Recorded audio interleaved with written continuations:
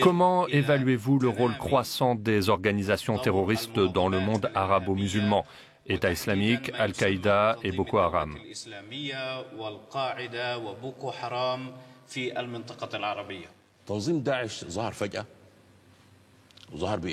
Daesh a soudain disposé d'énormes capacités que seul un État peut acquérir.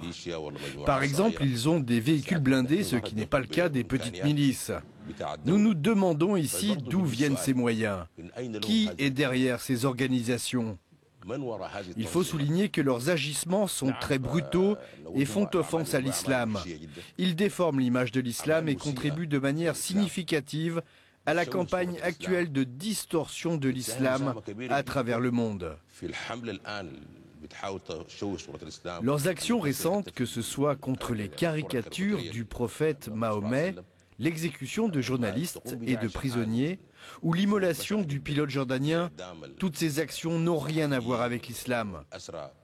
On peut dire que la politique américaine dans la région et son soutien à Israël est une des principales raisons de l'adhésion des jeunes à ces organisations.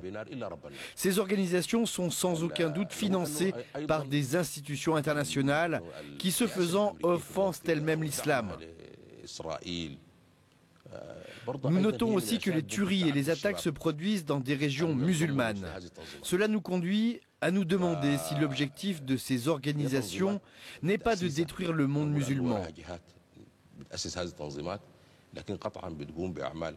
Veulent-elles diviser les pays musulmans? Cherchent-elles à plonger ces pays dans des guerres civiles ultra-violentes?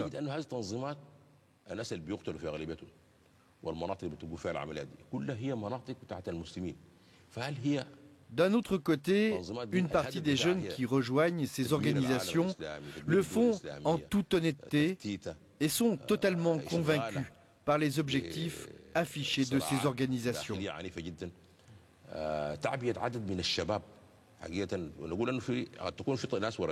C'est le cas de la personne qui accepte de porter une ceinture d'explosifs et qui croit qu'elle ira droit au paradis quand elle se fera exploser.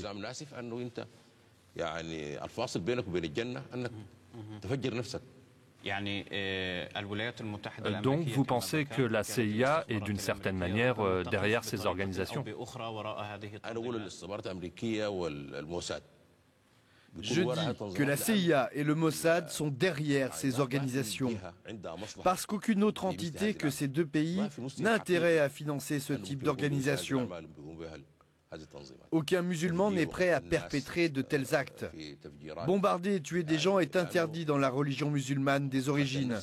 Et le prophète Mahomet a dit « Faire disparaître la Kaaba est plus facile que tuer un croyant ».